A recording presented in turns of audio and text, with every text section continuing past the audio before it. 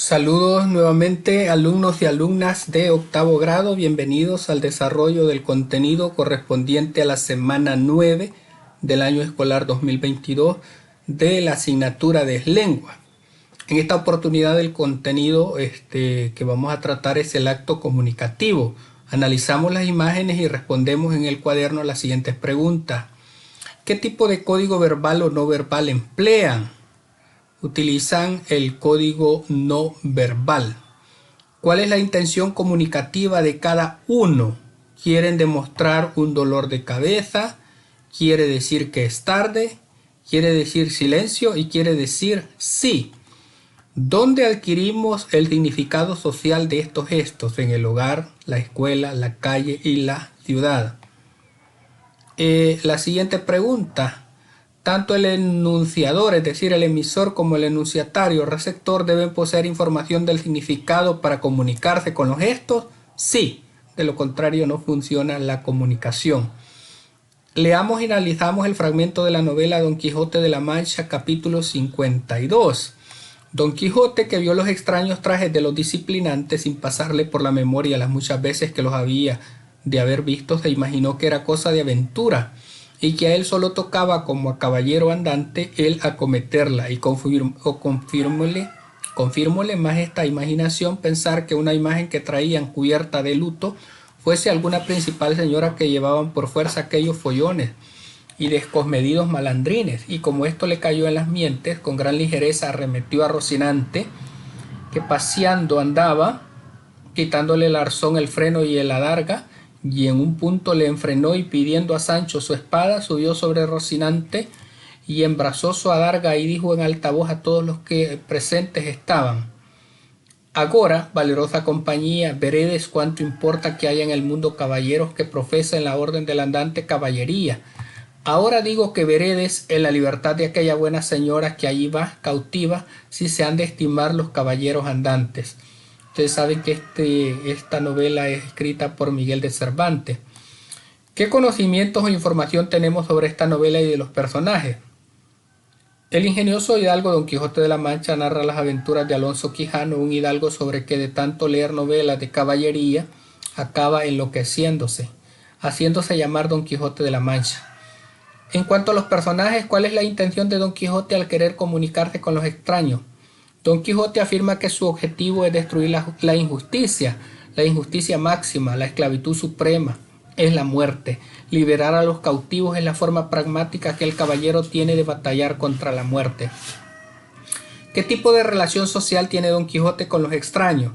Realmente no tiene una relación social, más bien él los ve como sus adversarios o enemigos con el afán de promover la justicia. Bien, vamos a lo siguiente, el acto comunicativo. El acto comunicativo es una acción básica en la cual alguien emite un enunciado para comunicarse con otra persona a través de un código, ya sea verbal o no, en una situación y en un contexto determinado. En este sentido, hay tres elementos pragmáticos de suma importancia en el acto comunicativo. La intención, que es el propósito o finalidad del emisor al momento de decir un enunciado. La información o conocimiento, que son todos los conocimientos, creencias, supuestos y sentimientos que poseen los sujetos en un acto comunicativo, y la relación social, que se pone de manifiesto a través de la distancia que existe entre los interlocutores, del poder de un comunicador sobre otro y del grado de la relación social, donde se ponen las formas de manifiesto del tratamiento como vos, usted y tú. Vamos a hacemos un esquema sobre los componentes pragmáticos de la comunicación. Leamos el texto del señor presidente. Ni bien el auditor había dicho así, y la niña Fedina, erguida de la cabeza, buscaba por todos lados a ver de dónde venía el llanto. Llora de hambre y se morirá de hambre si usted no me dice el paradero del general. Ella se lanzó por una puerta, pero le salieron al paso tres hombres, tres bestias negras que sin gran trabajo quebraron sus pobres fuerzas de mujer. Por la Virgen del Carmen, señor, suplicó abrazándose al zapato del licenciado. Sí, por la Virgen del Carmen, déjeme darle de mamar a mi muchachito. Vea que está, que ya no tiene fuerzas para llorar. Vea que se me muere, aunque después me mate a mí. Esta obra, el señor presidente, fue escrita por Miguel Ángel Asturias. ¿Cuál es la intención del autor con respecto a este fragmento? Explora la naturaleza de la dictadura y sus efectos en la sociedad. Asturias, que el escritor es uno de los primeros en utilizar una técnica literaria que actualmente es conocida como realismo mágico para protestar contra la injusticia social. ¿Cuál es la información o conocimiento previo que se tiene con respecto a la novela? Es una novela enmarcada en la Guatemala de principios del siglo, que pretende ser de la época, y el autor Miguel Ángel Asturias, escritor, periodista y diplomático guatemalteco. ¿Cuál es la relación que existe entre Niña Fedina y el auditor? Una relación de respeto, ya que le convenía, si quería, quizás por última vez, ver a su hijito. Veamos la novela y sus elementos. Leamos el esquema de la comunicación literaria en la novela. El contexto comunicativo, el emisor, narrador, historia, narratario, receptor. Del escritor podemos hablar de que es tenemos lo que es el narrador, de la historia tenemos los personajes y del lector tenemos recrea e interpreta el mundo imaginario del autor, el receptor. ¿Cuáles son los tipos de narradores? Hay un narrador omnisciente, que es el que lo hace en tercera persona, narrador que conoce con anticipación todos los sucesos y el final de la obra, maneja los personajes a su antojo, todo lo sabe. Narrador testigo, en segunda persona, narra lo que otros han vivido, lo que contaron o lo que vivió, pero sin participar en la acción. Narrador protagonista, en primera persona, narra en primera persona sucesos que está viviendo o ha vivido. Es el mismo narrador autobiográfico. Y narrador múltiple, en primera persona, en una misma obra participan varios narradores en forma simultánea. Ahora pregunta, ¿cuál es la diferencia entre el lector real y el lector ideal? El lector ideal es el escritor en el instante anterior a la escritura. El lector ideal no reconstruye un texto, lo recrea, y el autor real es el autor o creador de la obra literaria. No es el narrador, sino quien lo inventó, y de igual manera creó y organizó todos los hechos, los pensamientos, personajes y acciones. ¿Quién es el escritor real en una novela? Es la persona que le da sentido a la novela, ya que la escribió e hizo con sus pensamientos y sentimientos, es decir, el autor de la novela. ¿El narrador es el mismo escritor de la novela? No, el autor es el que escribió la novela y el narrador es una voz imaginaria, no es real, en cambio el autor sí es real. Vamos entonces con los tipos de personajes de una novela. El personaje, ser real o fantástico, donde recae toda la acción de la trama. Los tipos de personajes por su grado de participación, principales, por su rol, protagonistas y antagonistas, por su caracterización, planos o redondos, por su imagen, arquetipos, estereotipos, y las características de los personajes tienen una historia, una misión, rasgos físicos y psicológicos, un vocabulario acorde a su contexto. Leamos el fragmento de la novela Marianela. ¿A dónde vamos hoy?, repitió el ciego. A donde quieras, niño de mi corazón, repuso la nela, comiéndose el dulce y arrojando el papel que lo envolvía. Pide por esa boca, rey del mundo. Los negros ojuelos de la nela brillaban de contento y su cara de avecilla graciosa y vivaracha multiplicaba sus medios de expresión, moviéndose sin cesar. Aquella débil criatura, en la cual parecía que el alma estaba como prensada y constreñida dentro de un cuerpo miserable, se ensanchaba y crecía maravillosamente al hallarse sola con su amo y amigo. Junto a él tenía espontaneidad, agudeza, sensibilidad, gracia, donosura, fantasía. Al separarse, parece que se cerraban sobre ella las negras puertas de una prisión. Obra escrita por Benito Pérez Galdós. Respondemos, ¿qué tipo de narrador es el que está presente en la historia? Es un narrador omnisciente, ya que el narrador conoce con anticipación todos los sucesos y el final de la obra. Maneja los personajes a su antojo. ¿Qué tipos de personajes aparecen en el fragmento?